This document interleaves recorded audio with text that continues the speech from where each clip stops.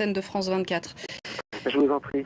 Wassim Nasser, notre spécialiste des réseaux djihadistes, est avec moi sur ce plateau. Wassim, on a entendu là le témoin qui nous disait que les policiers étaient visiblement déjà à la poursuite du suspect qui a pris donc des otages dans ce supermarché cachère de la porte de Vincennes.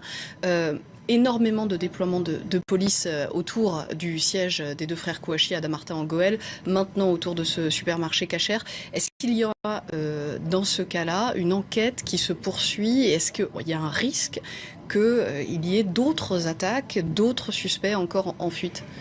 Bien sûr, l'enquête se poursuit et bien sûr que le risque d'autres attaques pour encore brouiller l'atmosphère et créer plus d'insécurité est possible aussi.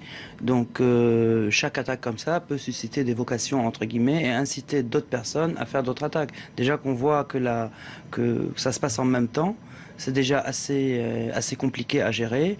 Et donc deux situations comme ça, avec prise d'otages, avec preneur d'otages armés, ça mobilise beaucoup de forces. Et bien sûr, les forces de l'ordre n'excluent pas qu'il y ait une troisième attaque ou une énième attaque après. Donc, ils gardent, à mon avis, des effectifs pour contrer toute possibilité.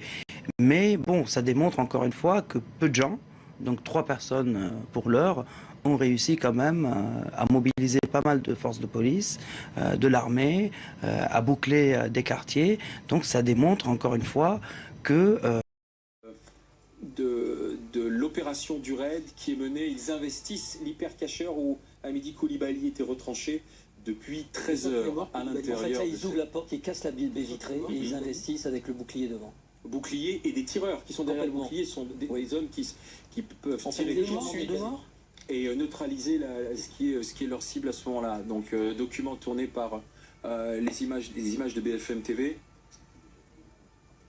Et sur la gauche, on investit en même temps les hommes du raid. Thibaut Dupont qui a tourné ces images. Pour les blessés à la jambe, peut-être il y a du raid. On sait qu'il y a des hommes du raid qui ont été blessés, qui ont sûrement été évacués assez rapidement. Dominique Prizet nous le disait, d'après son contact, on a entendu neutraliser, et on voyait les otages qui sortent sains et saufs.